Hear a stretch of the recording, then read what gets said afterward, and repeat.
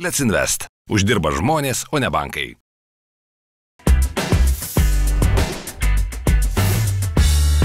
Sveiki, čia Indrė Kavaliauskaitė ir laida 35 į pensiją. Laida skamba gan skambiai, bet jos pagrindinė mintis visi dirbam ir man norėtųsi, kad pagaliau bent vieną dieną savaitėje mano pinigai dirbtų už mane. Ir šiandien su manim daugiau nei 30 metų investuojantis sutelktinio finansavimo platformos Let's Invest bendraįkūrėjas ir valdybos pirmininkas Vytenis Kinduris. Sveiki. Labas, Indrė. Tai pakalbėkim apie tas galimybės investuoti ir gal,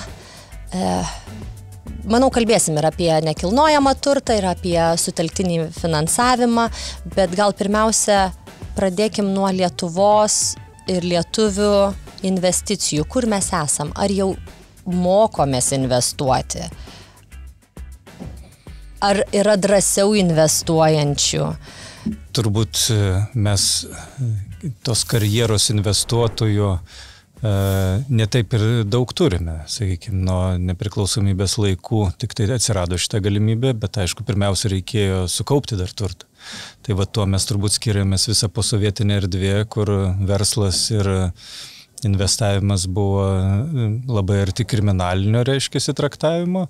Todėl dabar tik pirmi žingsniai ir natūralu, kad žmonės jau sukaupė kažkokią tai per savo karjerą, jau vis tiek 30 metų tą galimybę mes turim. Dabar tik tai ir mokinasi ir žiūri į alternatyvas, į galimybės. Ir aišku, turbūt didžiausias pavyzdys, kad mes dar toli turime nueiti, lyginant su šiaurės šalim ar vakarų pasauliu, nes sąskaitose virš 20 milijardų pinigų guli. Tiesiog jie dūla tenai ir žmonės nedrįsta pasirinkti. Tai aš kaip sakau, pirmiausia mes, kaip ir paminėjai, reikia pradėti investuoti principeliai. Po to jau reikia žiūrėti, kur nori investuoti, kokių emocijų nori, bet šiuo metu mes dar kūdikystėje, sakykime, taip investavome. Bet jūs investuojat jau daug metų, tai koks jūsų kelias buvo? Man tiesiog norisi mokytis iš geriausių ir tų žmonių, kuriem pasisekė ir kurie kažką padarė teisingai, ar pamatė laiku nišą. Suprantama. Pirmiausia, ką aš minėjau, reikia, užsidėti sportbačius ir pradėti bėgti, jeigu nori sportuoti ar ne, tai taip lygiai taip pat su investavimu. Reikia pradėti investuoti, nesvarbu, nebūtina tenai ieškoti didžiausių gražų ar didžiausią sumą skirti. Reikia pradėti tą kelionę, tai susiję ir su emocijom, ir su sprendimais, kad aš pradedu tą kelią, ar ne.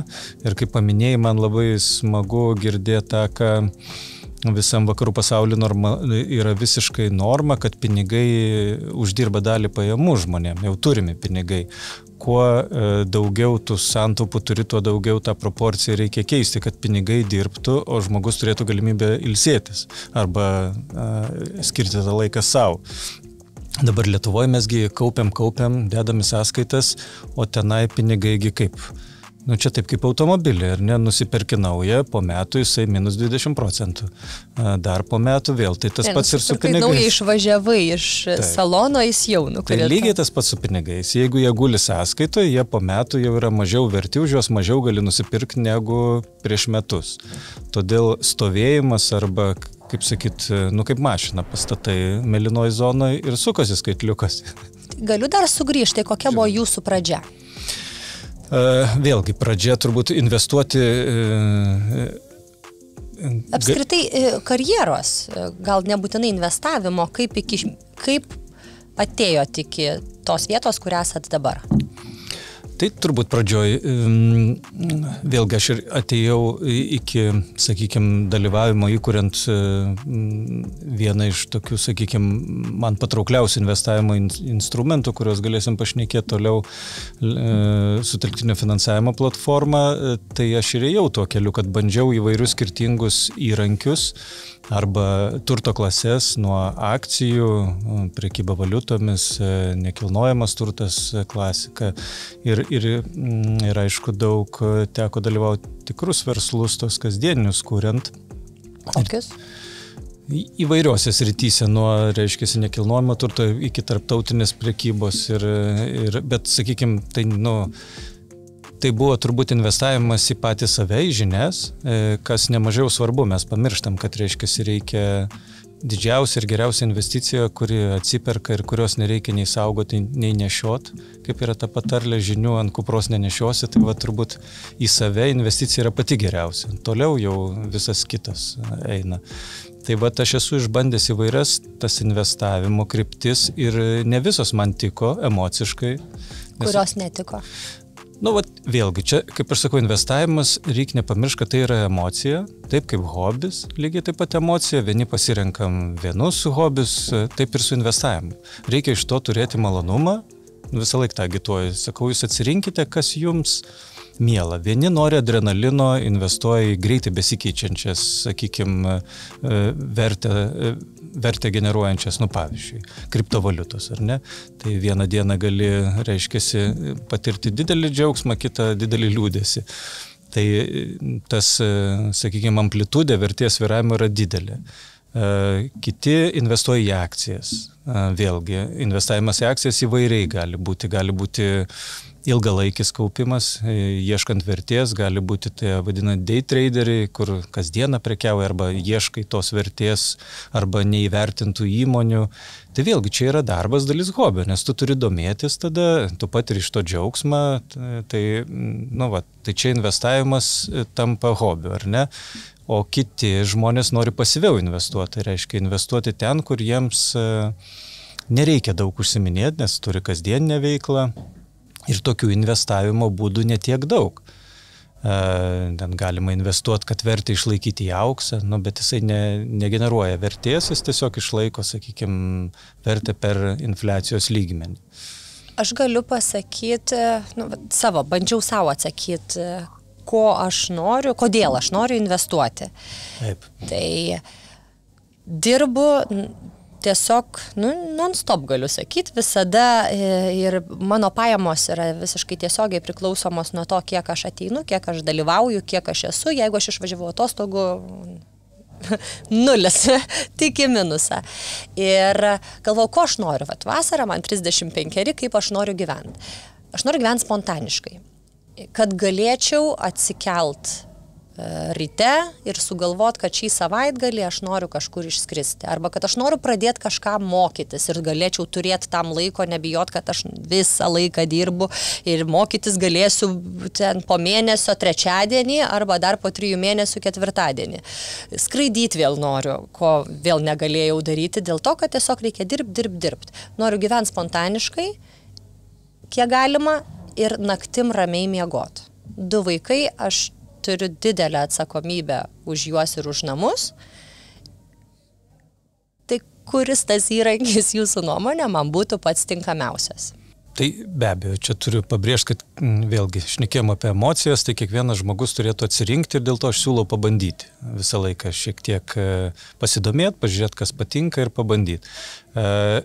Ką tu pati mini, tai aš taip suprantu, yra daugiau konservatyvaus investavimo paieškos, tai reiškia, kad mažai įsijungimo į tai, nenori skaityti apie Amerikos industrijos geležinkelių įmonės akcijų, reiškia vertę arba jų rezultatus, tad reikėtų ieškoti tokių būdų, kurie yra saugus ir reikalauja mažiausiai tavo įsitraukimo. Tai pats paprasčiausias būdas ir pirmiausias visiems prieinamas tai yra indėliai. Reiškia, tiesiog bankiai iš kaupiamo indėlio pasidaryti einamojo į kaupiamą. Bet vėlgi ten grąža turbūt nėra ta, kuri, reiškia, būtų siektina, todėl reikia ieškoti kitokių instrumentų, kurie suteiktų galimybę uždirbti didesnę grąžą. Tai vėlgi, klasikinis lietuvis, aš čia taip gal iš šono truputį nukrypstu, kaip žiūrėdavo, uždirbau tuos ten 50 ar 100 tūkstančių, reiškia, tai ką čia dabar padaryti? Mes turim pamokas iš mūsų tėvų, senelių, kad pinigai fiziniai, jie ir nuvertėja per infliaciją ir plus nieks negarantuoja jų vertės bet kokiu tai, sakykime, nestabilumo periodu. Todėl dažnas lietuvis investuoja į nekilnojamą turtą. Tai čia tokia klasikinė būdavo, kad nupirksiu butą, gal vaikai paaugs, jiems reikės, arba gal nuvažiuosiu į pajūrį pats, o ten reiškia ateityje išnuomosiu ar dar kažką. Visiškai turbūt didžioji, jeigu procentą išvestume, turėtume labai didelį skaičių. Kadangi kasdieną dirbdamas susiduriu su šituo, tai galiu tokį tam tikrą, kaip čia pasakyti, įžvalgą arba apibendrinimą padaryti iš praktikos, kad nemaža dalis lietuvių šituo keliu ėjo, kad plytos yra geriau negu popierius, pinigai, sakykim taip, bet aišku, visi turėjo skirtingas patirtis. Šiuo metu, sakykim, kai nekilnojamo turto kaina yra stabili, tai ir pinigai pabrangė, tai nebeveikia tie argumentai, kurie buvo seniau, sakykime, dar aktualūs. Tikrai nemažai sulaukiu nusivylusių žmonių grįžtančių ir sakančių, kad fizinis turtas tai yra tam tikra atsakomybė ir vargas. Mes puikiai suprantam, kad turint turtą jis lygiai taip pat kaip automobilis ar bet kas kitas reikalauja remonto, priežiūros, mokėt mokesčius, reiškiasi rūpintis įvairiais būdais. Ypatingai nuoma, jinai irgi rizikinga, jeigu taip pasakykim, nes gali gerai papulti su nuomininkais, o gali tekti kapitalinį remontą daryti, kas nubrauks ten artimiausių 5 metų pajamas. Bet kokiu atveju pagal statistiką nekilnojamo turto nuomos grąža yra 5, geriausiu atveju 7% šiuo metu. Kas nėra blogai, su sąlyga, kad viskas eina pagal planą. Čia aš apie ilgalaikę nuomą kalbu. Esu šnekėjęs, kur žmonės bandė trumpalaikę nuomą daryti. Tai reiškia, priduosiu į booking.com ir tada tenai įleidinėsiu svečius. Bet po kažkiek laiko irgi nusibostat, kas kelias dienas įleidinėti svečius, valyti, rūpintis valymo, sutikimu ir taip toliau. Tai čia nėra tas su mažai laiko skirti reikiamą investiciją. Todėl, reiškiasi, alternatyva galėtų ir būti kiti būdai, kurie padeda investuoti į nekilnojamą turtą, bet nebūti prisirišus prie jo. Nesirūpinti dėl būsimų ten turto mokesčių, dėl komunalinių, dėl dar kažkokių dalykų. Nes nekilnojamas turtas vis tiek yra toks savas, suvokiamas. Tu vis tiek turi, net jeigu ir dalį kažkokio pastato turi, jautiesi, kad turiu kažką, ne orą, ne idėją kažkokią, ne kažkieno susitarimą, bet turiu, fiziškai kažką turiu. Tai gal pradėkim, kad aiškiai paaiškintume ir tiems, kas pirmą kartą galbūt girdės, o tie, kas girdėjo, gerai ir pasikartoti ir gal naujai išklausyti apie tai, kas yra sutelktinis finansavimas. Labai geras klausimas. Iš tikrųjų, susidurėm, kad žmonės sako, sutelktinis finansavimas tai yra, kas tai yra? Susitelkę žmonės, ar ne? Arba minios, kitaip sakant, crowdfunding yra angliškai žodis, tai Lietuvoje man labiau patinka sutelktinis negu minė, bet jisai atspindi esmę, kad susitelkus žmonių grupė, investuotojų klubas ar bendruomenė, sakykime, investuoja pinigus. Bet čia nieko nėra naujo, nes žmogus, kai tik pradėjo gyventi bendruomenėse, taip prasidėjo sutelktiniai veiksmai.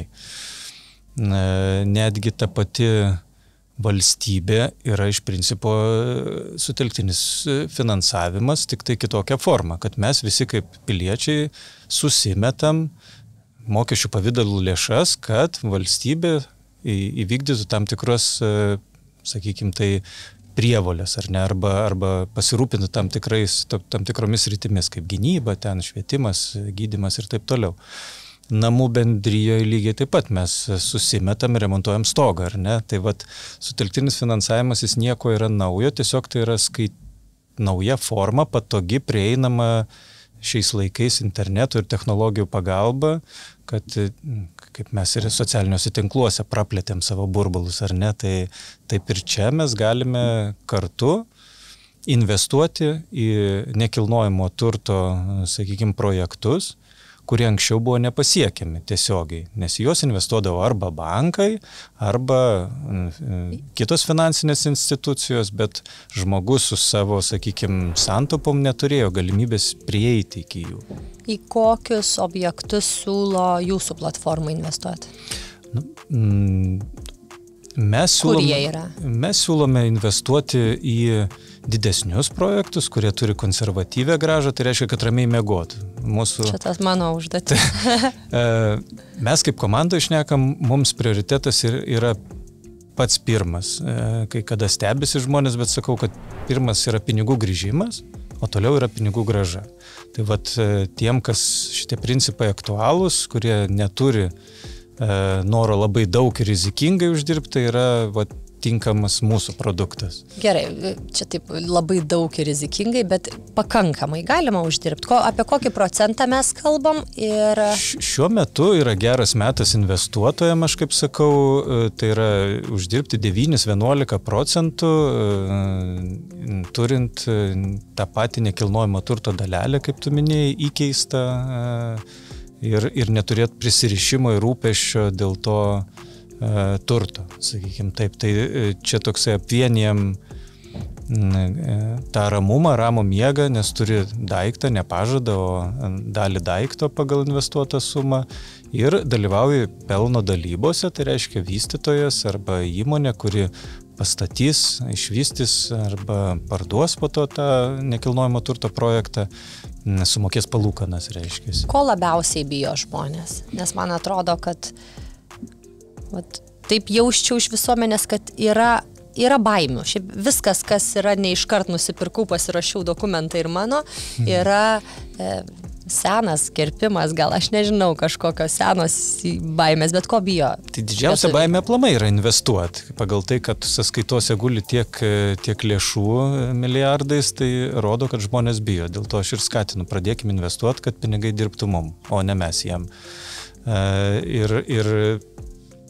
Ir turbūt sekantis dalykas, ko žmonėm nedrąsu, tai turbūt, kad tai neįprasta, aplamai neįprasta investuoti, neįprasta tada ir nors bendruomenė auga dabar, vis atsiranda jau istorija pakankamai ilga, 6-7 metai, net ir Lietuvoje veikia platformos. Galiu paklausti, kiek jau yra išmokėta, pavyzdžiui, žmonėm.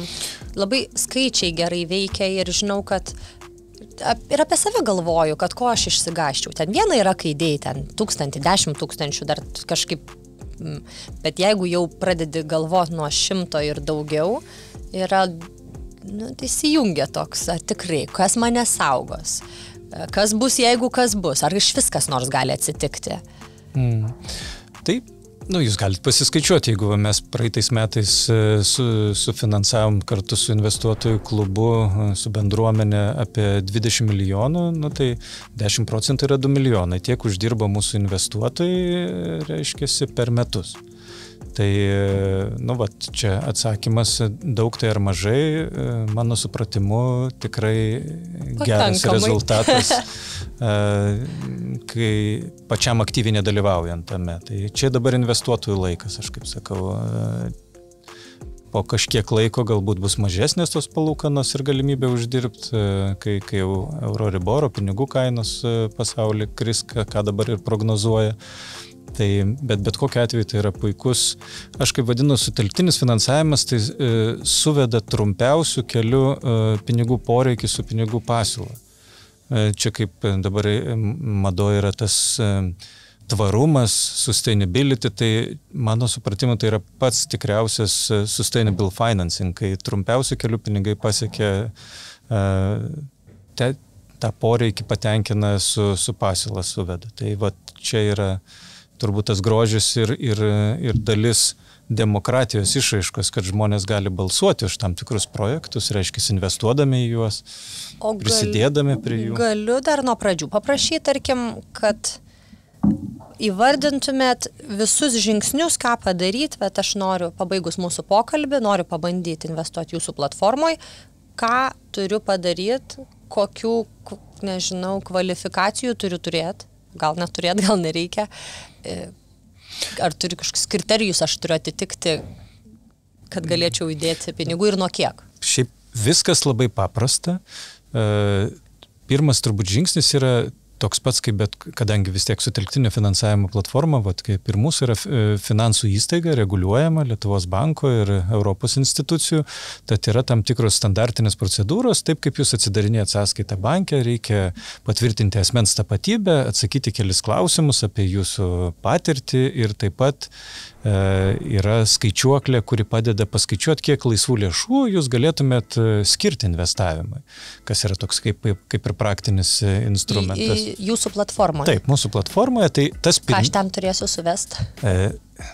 Labai elementarus dalykas, savo pajamas ir išlaidas ir tada matysite, kiek lieka jums laisvų lėšų, kurias galite skirti investavimui, pavyzdžiui. Tai tas pirmas žingsnis, naujai prisiregistravus, užtrunka maždaug 10 minučių, čia tikrai nėra ilgai, niekur eiti nereikia. O toliau jau investavimas vyksta labai lengvai.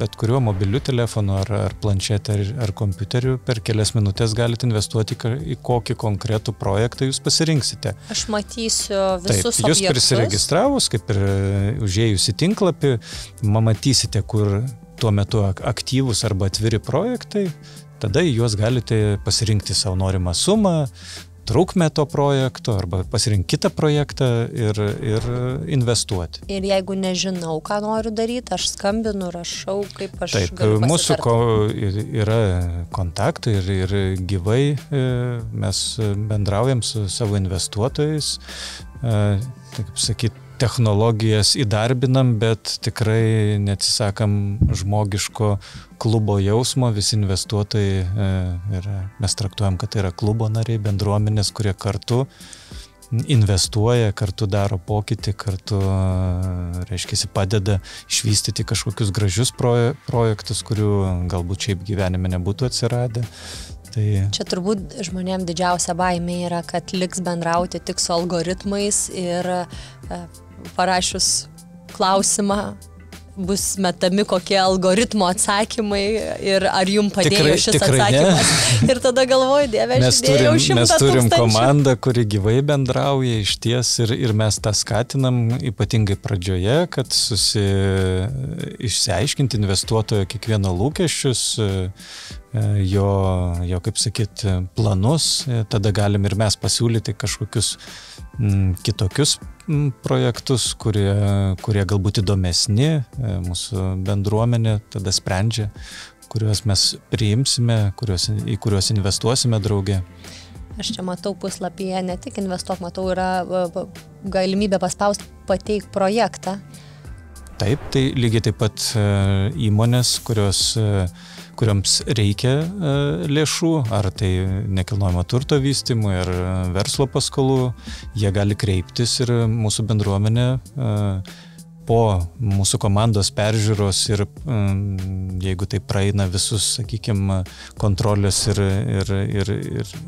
visokių skaičiavimo, sakykime, filtrus, pateikiam bendruomenį ir tikrai sufinansuojam gerus projektus, sufinansuojam, didelius projektus sufinansuojam, nes bendruomenė yra pajėgi, sakykime tai. Kiek dabar iš viso yra projektų, į kuriuos galėčiau investuoti?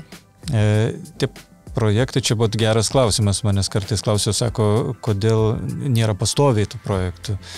Tai aš ir sakau, pastoviai, jų ne mes gaminam projektus, reiškia, jie juos daro patyrusios įmonės, nes turim ir senus partnerius, kurie pastoviai pas mus finansuojas, ir naujų ateina, bet mes, kadangi labai kruopščiai ir atidžiai vertinam projektus, tai jų nebūna kiekvieną dieną. Reiškia, kai jau įkeliame projektą, tai jau aš kaip ir sakau, nedelskit, investuokit, nes užsipildo gana greitai kvotą ir tada reikia laukti kito projekto, kuris ateis. Bet visą laiką, kiekvieną mėnesį po kelis tikrai rasite, kur investuoti galėsite. Ir beveik visų galimybės yra metai, 2 metai? Taip, visi terminai yra pakankamai trumpi arba vidutiniai. Tai yra... Labai gerai, 2 metai tai prabėga žaibiškai.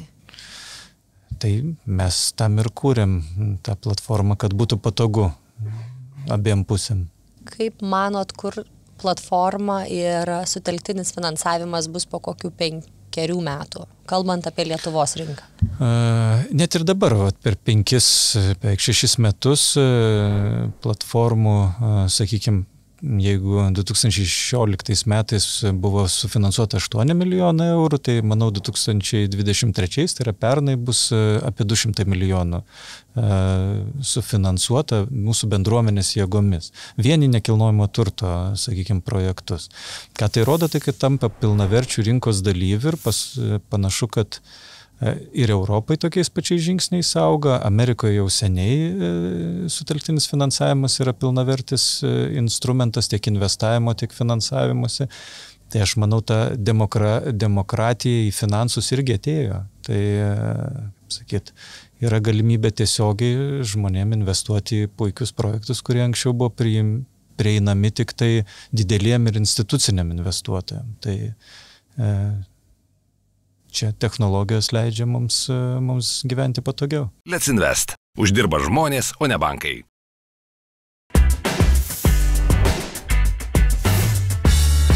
Didžiausi tokių platformų pavojai? Vėlgi, turbūt aš ne apie pavojus, o apie tas baimės arba rizikas, kurias mes dažniausiai sutinkame, šnekantis su investuotojais ir kurias mes, kaip sakyt, tam ir kūrėm, kad išspręstumėm. Tai viena iš didžiausių klausimų būna, kad kas atsitiks, jeigu investavo mes ten 1000, o neparsiduoda tas turtas arba ten jo vertė krito, tai noriu pasakyti, kad mes investuotojų bendruomenė neskolinam daugiau negu 65-70% nuo turto vertės.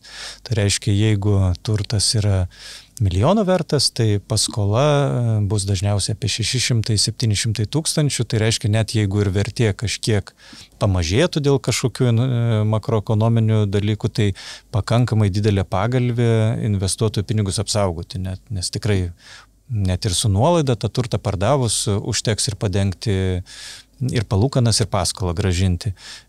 Paminiu dar svarbu, ką klausia žmonės dažniausiai, kad tas turtas būna įkeistas visą laiką, nekilnojamas turtas, tai įkeistas hipoteka. Tai reiškia, kiekvienas žmogus proporcingai turi to turto įkeitimą. Tai nėra pažadas, tai nėra įmonės kažkoks tai pažadas ar balansas, tai yra konkretus daiktas, kuris sutrumpina kelią iki turto teisių, sakykim taip. Tai mes neradom geresnio garanto bet kokios investicijos arba lėšų apsaugojimo kaip nekilnojamas turtas. Tai todėl ir pasirinkom šitą instrumentą konstruoti, kuris tą konservatyvę riziką ir atliepia. Ir pinigų išsiėmimo procedūra? Vėlgi, čia turbūt priklauso skirtingos platformos, skirtingų kelių eina. Mes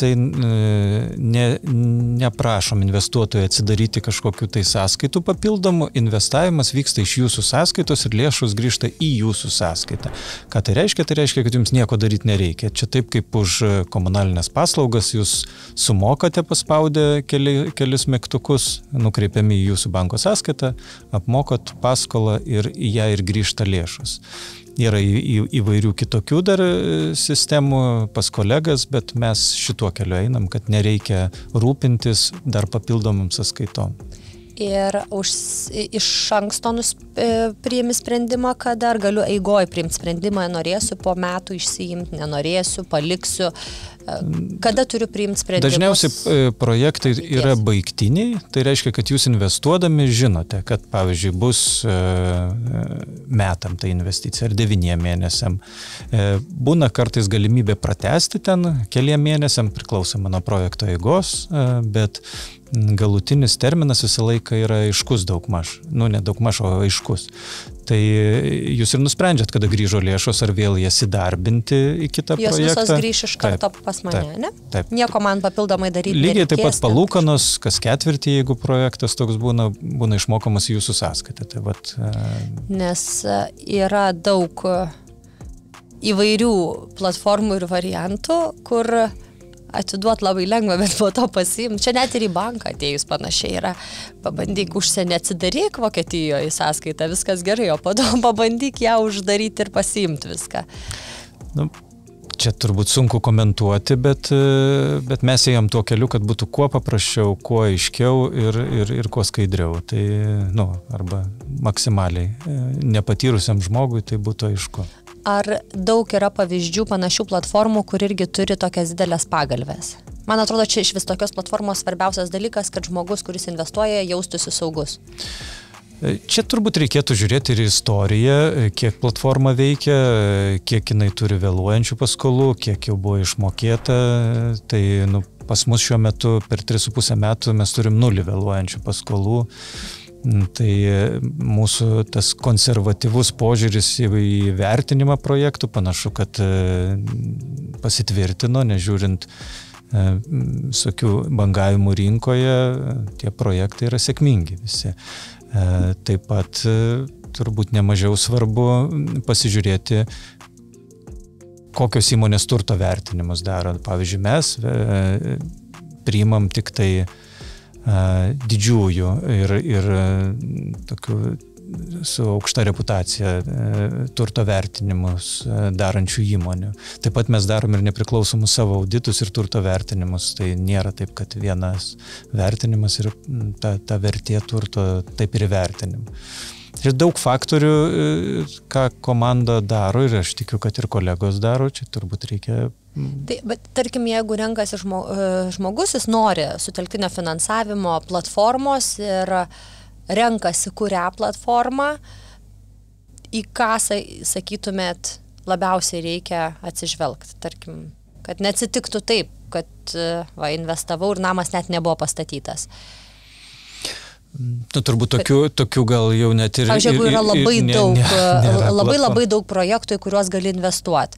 Čia man red flagas, kad gal... Ne, kodėl? Ar kaip tik gerai? Viskas priklauso, kokie tie projektai. Tai taip kaip ir pasakyti, kad visi restoranai yra labai geri arba visi prasti. Tai čia turbūt vis tik yra vietos emocija ir reikėtų kiekvienam pasianalizuoti.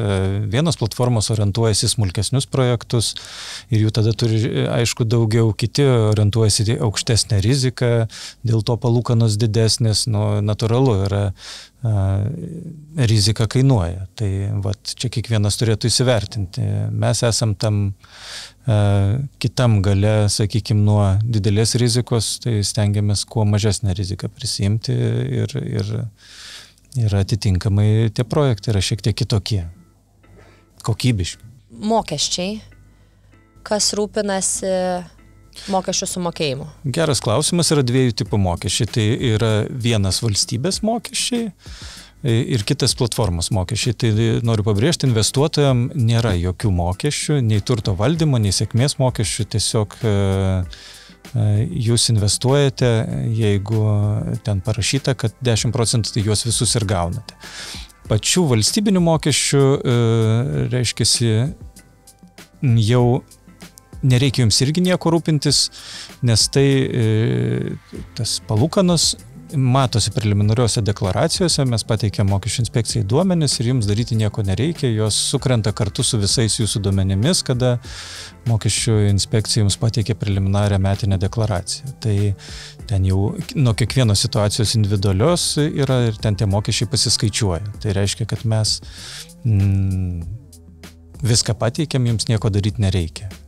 Koks vidutinis krepšelis jūsų investuotojų? Pas mus, kadangi mes labiau orientuoti į konservatyvės tokias investicijas, tai reiškia, kad kuo žemesnė rizika, tai krepšelis yra vienas iš didžiausių Europoje, nes atitinkam tuos, sakykime, investuotojų lūkestis tai apie 50 000, čia statistiškai. Nors mes priemam net ir nuo 500 €. Tai reiškia, tą investavimo kelionę galima pradėti tikrai, slengstis yra labai mažas. Čia gal tas 500 ar 1000 būtų įsidrasinimui, kad peršokt pirmą kartą pabandyti. Ir taip, ir jaunimui. Ir jaunimui mes, pavyzdžiui, tą misiją edukacijos turbūt visi turim rinkos dalyviai, tai mes džiaugiamės matydami, kad jaunesni žmonės investuoja, pavyzdžiui, kiekvieną projektą pagal investuojamą sumą, kuri kinta, matosi, kad tiek, kiek tuo metu turi laisvų lėšų. kad nors ten 750 eurų, kita dar kažkiek. Tai smagu matyti, kad jauni žmonės jau irgi mato poreikį ir kūrė savo investicinį portfelį, reiškia, ir suprasdami, kad to reikia. Gerai, tai truputį tada dabar paskaičiuokim. Jeigu aš noriu penktadieniais nedirbti ir kad kažkokią sumą penktadieniais aš uždirbčiau neša mano pinigai, 50 000, 100 000, kas yra ta mano būtų logiškiausia investicija pirma? Gal reikėtų tada iš kito galo skaičiuoti, kiek o kiek tą penktadienį išleidžiat? Daug. Daug. Aš moku taupyti, bet nemoku. Kad ramiai miegočiau. Ramus miegas vis tiek yra stogas virš galvos, kad turėsim ką valgyti. Tai, sakykim, pradžiai taip. Tai aš labai paprasta paskaičiuoti. Investavus 100 000, kaip pavyzdys, jeigu grąža yra 10%, tai per metus jūs, reiškia, grąža būtų 10 000. Tai jeigu mes einam prie skaičių, tai, sakykime, yra ketvirtinės išmokos, tai viskas priklauso nuo tokio, kokią sumą investuoji. Taip pat labai svarbu prisiminti, kad investuojat reguliariai. Ir galbūt ne visą laiką išsiemant tas palūkanas atsiranda tam tikras, ta vadinama, sudėtinių palūkanų arba sudėtinės grąžos augimo kreivė, kuri kartais ir būna sunkiai įsivaizduoti, kad ten investavus prieš 30 metų, reiškia, galiu uždirbti milijoną per 30. Čia kaip apie Warreno Buffetto, reiškia, portfelį analizuoja analitikai ir jo grąža metinė yra ten plius minus 10%, kas nėra kažkokia tai išskirtinė, bet jo sugeneruotas kapitalas yra daug didesnis negu kitų ir pagrindinis, sakykime taip, rodiklis, kodėl taip atsirado, todėl, kad jis investuoja 75 metus. Ką tai reiškia, kad tu reinvestuodamas atgal dalį pinigų, tu gauni vis daugiau, įsijungia geometrinė progresija. Ta mes pamirštame. Tai pensiniai fondai dirba, sakykime taip, kad ten palieki pinigus, jūs pridedi ir tada staiga supranti, kad ten labai greitai pradeda augti. Tai aš irgi rekomenduočiau tą auginti portfelį kuo anksčiau. Čia kaip monopolio principas. Gale žaidimo, pabaigoje žaidimo pas vieną žmogų būna visi pinigai. Ir gyvenime panašiai būna. Vis tiek tas 1%, kurio 1%, dar 1%, vis tiek susirinks. Čia jau filosofiniai pinigus, dalykai, turbūt ne platforma. Bet norisi kuo aukščiau pataikyti ir turbūt vien dirbant kiekvieną dieną ir niekur neinvestuojant, tu niekad neišlipsi iš darbo. Čia kaip tas zefyrų testas, ar ne, kai vaikam duoda arba dabar vieną arba vėliau 2. Tai čia kas iškenčia tų 2, tai tada... Tai jūsų rekomendacija būtų tada neskubėti, tarkim, įdėjus kažkokią sumą, rinktis ilgesnį terminą. Aš siūlyčiau... Aš kaip mokykloje klausiu, nes aš tą planuoju daryti. Noriu pasirinkti geriausią variantą. Aš siūlyčiau pradėti investuoti, kaip minėjome, į tą instrumentą, jeigu imti, kad platforma tenkina, nes mes stengiamės sukurti platformą, man iš praktikos, dėl ko jinai ir sukūrėm ją, kad jinai apjungia visas gerasias investavimo savybės.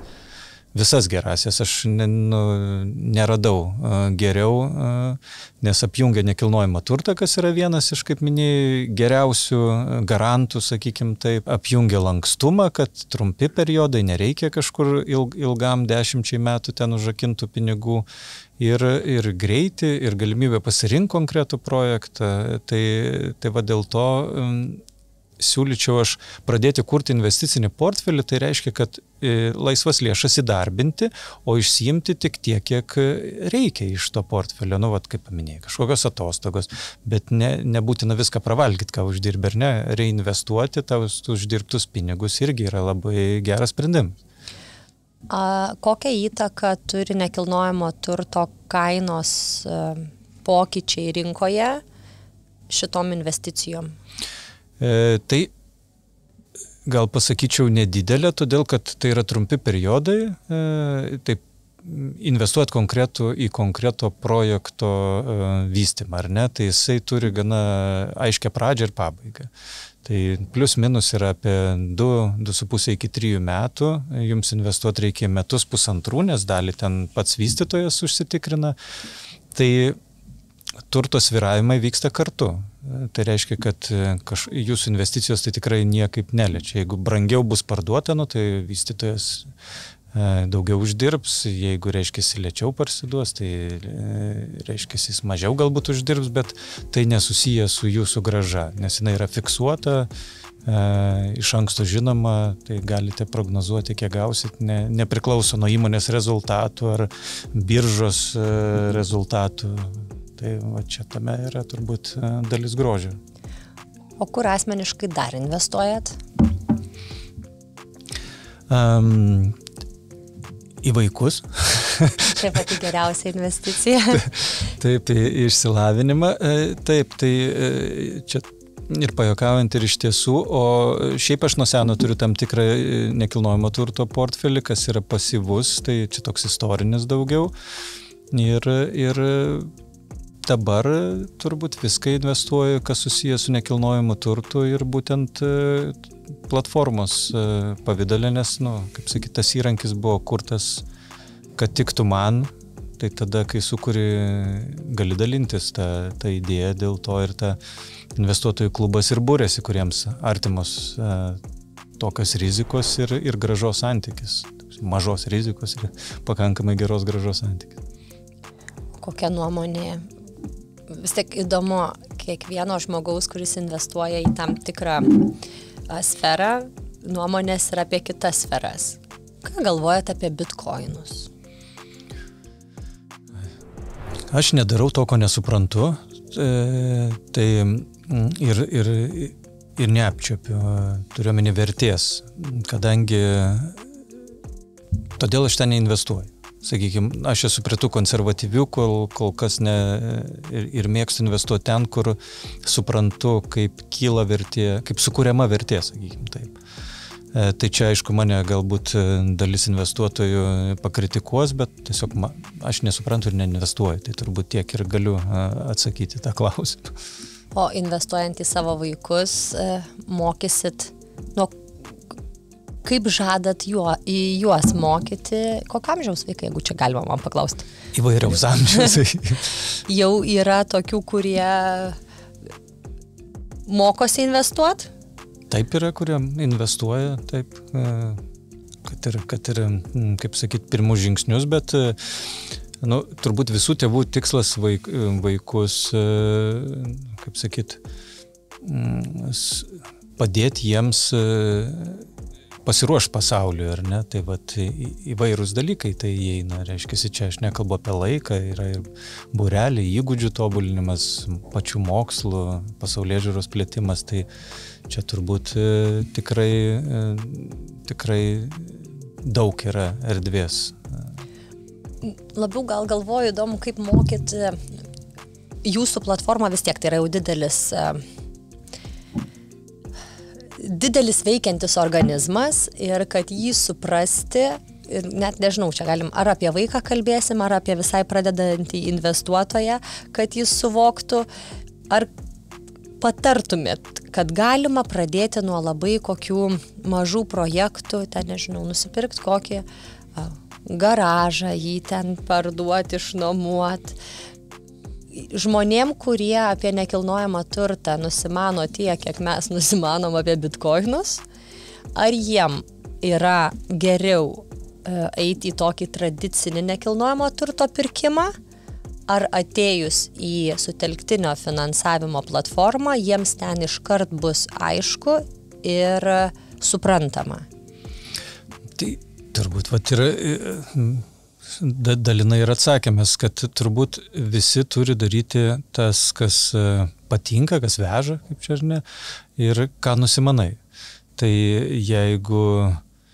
jeigu statybose nenusimanai arba nekilnojamo turto vystyme, tai aš nesiūlyčiau pradėti pirkti nuo mažo garažo, čia tas pats kaip nesiūlyčiau automobilio gamintis garaže, dėl to, kad nori automobilio. Turbūt geriau kažką kitą veikti, realizuoti save ten, kur gali ir tada nusipirkti automobilį. Taip ir čia turbūt manau, kad sutelktinis finansavimas ar kažkokie kitokie investavimo būdai yra geriau ir saugiau negu kažką bandyti sukurti nesuprantant. Tai va čia turbūt didžiausia rizika yra nusvilti Nebent tai patinka ir tame matosi ateitis. Čia kaip sakyt, su sportu. Jeigu patinka žaisti tenisą, tai žaidi ir iš to gauni malonumą. Man atrodo, mes šitam pokalbį atsakėm tą svarbiausią dalyką, kad svarbu pradėti investuoti. Šiaip...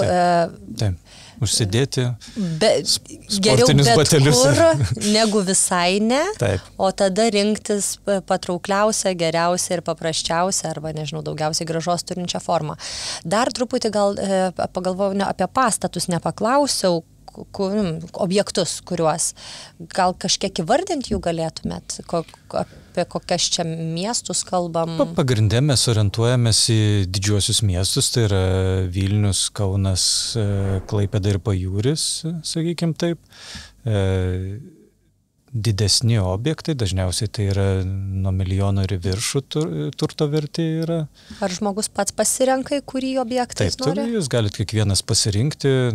Pavyzdžiui, mes ir dabar turėjome puikų projektą Utenoje, tai dalis žmonių džiaugiasi, kad gali prisidėti prie to, kad Utenoje bus pastatytas pirmi 3 daugiabučiai po nepriklausomybės ir vertina Uteną kaip pajėgų miestą ir iš tikrųjų ten matom pagal pardavimus, kad yra tas poreikis didžiulis ir aišku, mūsų komanda daro labai daug to, kaip paminėjai, ar pačiam apsimoka pradėti statyti garažus, tai nereikia visko išmanyti. Pas mus yra komanda didelė, kuri daro tą analizę, daro visus tyrimus, tiek pačio verslo plano, tiek dokumentų ir tada žmogui nebereik šito dalyko daryti. Mes mielai padėsim, kaip sakyt, suformuoti savo investicinį portfelį pagal jūsų lūkesčius, terminus, norus.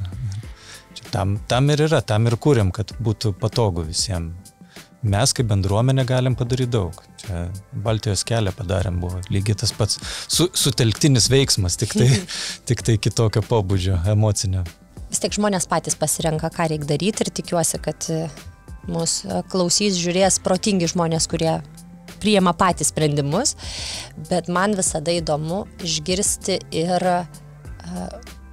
profesionalų, nusimanančių žmonių ne. Ko tikrai nereikėtų daryti, kas būtų, pavyzdžiui, didžiulė avantiūra. Visai nereikėtų daryti, tai nežinom, nes kartais iš didelių nesąmonių atsitinka kokia sąmonė, bet kokį investavimą vadintumėt per didelę avantiūrą konservatyviems, aš save turbūt tokia laikau, investuotojams? Čia jūsų nuomonė, mes čia ne kažkokį ne Wikipediją įrašom, ne faktą pasakom, kad taip jau yra ir kitaip ne. Tai jūsų nuomonė, kas yra labai didelės avantūros ir tie, kas yra truputį bailesni, ką išsibraukti iš savo sąrašo reiktų? Pirmiausia, turbūt reikėtų savo turėti tam tikrą filtrą dėl pinigų grąžos. Tai reiškia, kada kažkas siūlo, kaip ten sako, per daug gerai, kad gali būti teisybė, jeigu viduj tas sukirba, nes matom, kad yra tikrai žmonės investuoja į tokius instrumentus, aš nekalbu apie jau tiesiogės sukčiavimo atvejus, bet reikia savęs užklausti, kodėl ten yra tokios super sąlygos. Kažkas dabar sakytų 30% grąža, investuok, tai turėtų skambutį jūsų viduje jau paskambinti, kad reikia domėtis labai smarkiai ir nebūtinai tai bus su konservatyvia rizika. Čia apie tą ramų miegą, jeigu einam. Tai ir neinvestuoti ten, kur nesupranti arba labai toli tas naudos arba, sakykime, to uždarbio horizontas. Tai aš irgi galvočiau, kad reikėtų žiūrėti nuo trumpesnių instrumentų, tokių, kad ten gali pasibandyti, pasižiūrėti, kaip tai veikia. Ne po 10 metų, kad išaiškėtų, bet po metų, po pusantrų. Mes nežinom, kas čia po 10 metų bus ir ko reikės. Čia jau kitas dalykas, bet... Kur tą nekilnojamą turtą po 10 metų pirksim. Ko nesupranti, kas per daug gerai, kad būtų tiesa. Ir turbūt, kur labai ilgi terminai. Vat nesiūlyčiau pradžioj įsivelti labai ilgus projektus, nepabandžius, sakykime taip. Tai va čia toks, čia mano patarimas. Ir tada, aišku, žiūrėt plačiai atmerktom akim, gal dar kažko rasit, kas jums miela, nes aš kaip ir sakiau, investavimas turi teikti pozityvę emociją. Tai vat linkiu visiems investuojantiems, kad tai būtų ir linksma, tas linksma ta gerąja prasme, ir įdomu galbūt, praplėsta akiratį, bet gal neužsivelt. Teisingai suinvestavus 35 į pensiją išeiti manoma, jeigu pradėtų nuo 20. Vėlgi sunku pasakyti, nežinant skaičių konkrečių ir poreikių. Tai vat, manau, misija įmanoma, plius minus klausimas tik tai taip, apie kokius lūkesčius ir kokias investicijas. Vienas daiktas investavus 10 tūkstančių, kitas milijoną. Tai... Mes dar pakalbėsim, kiek man reikia. Liepos mėnesį man 35, mano planas penktadieniais nedirbti. Gerai, penktadieniais greičiausiai neišeis, bet antradienį ar trečiadienį nedirbti. Čia kiekvienam žmogui įmanoma, absoliučiai. Taip gyvena skandinavai. 16% savo pajamų Skandinavijoje žmonės uždirba iš investicinės veiklos. Tai mes pabandysim pasiekti jų pavyzdžių. Tai labai to ir linkiu. Ačiū labai. Ačiū.